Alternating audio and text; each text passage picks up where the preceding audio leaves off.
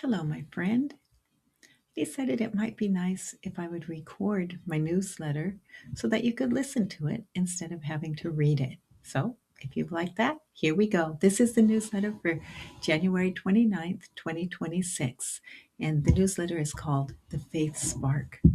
From wood shavings to written legacy, here's what I'll be sharing on the Second Wind podcast and how you can begin too.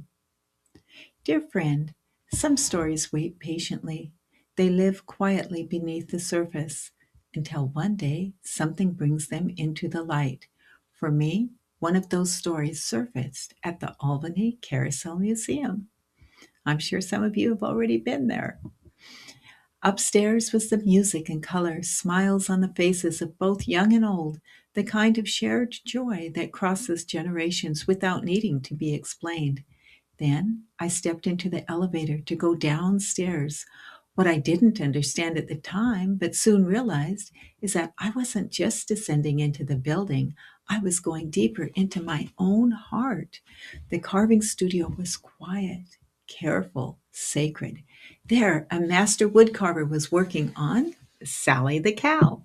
He would carve a little, sand a little, then pause, running his hand over the wood like he was listening to it. On the wall was the finished design, beautiful and complete. But on the stand next to him, Sally was still becoming.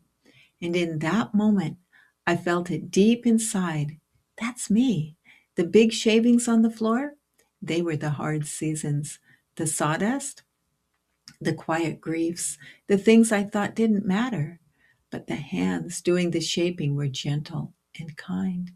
That moment has stayed with me, and this Friday, I'll be sharing it and more on the Second Wind podcast, a conversation about what comes next. I will be joining Marie Nadine for a conversation about legacy, second callings, writing for your family, and how God continues to shape us even after the nest is empty. We'll talk about things like why Costco made me cry as a new empty nester. What happened when my grandson asked, Grandma, do you want to play with me? How legacy letters bless families more than legal ones. And why your faith, written in your own words, may outlive anything else that you leave. And that's going to be this Friday, which is tomorrow, January 30th at 4:30 p.m. Pacific Standard Time. And I'll put a link for this Second Wind podcast in the comment below.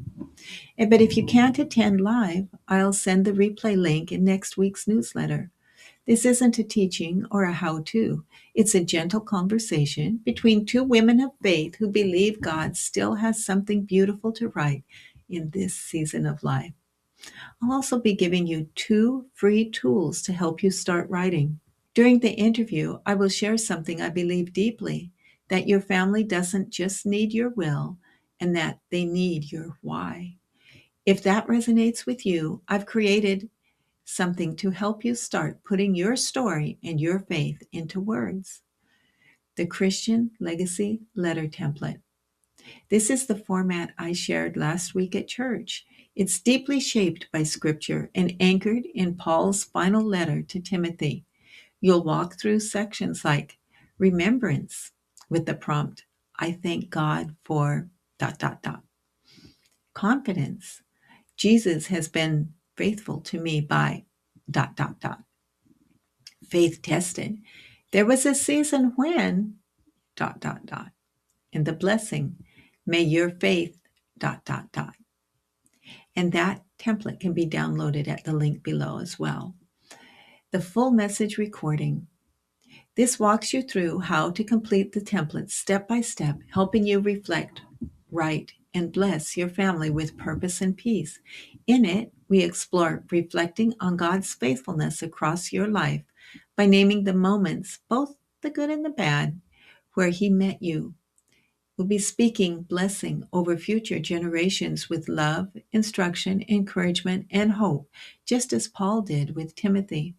Making sense of suffering through the lens of faith, offering your family comfort and context from the trials you've endured. Passing down more than information by sharing what you learned and how your faith was shaped, not just what happened, and creating a less lasting spiritual anchor your family can return to, especially during seasons of uncertainty or grief. And one last thought before I close. If circumstances changed and you couldn't explain your heart later, what would you want your family to understand now? That question doesn't need to scare you.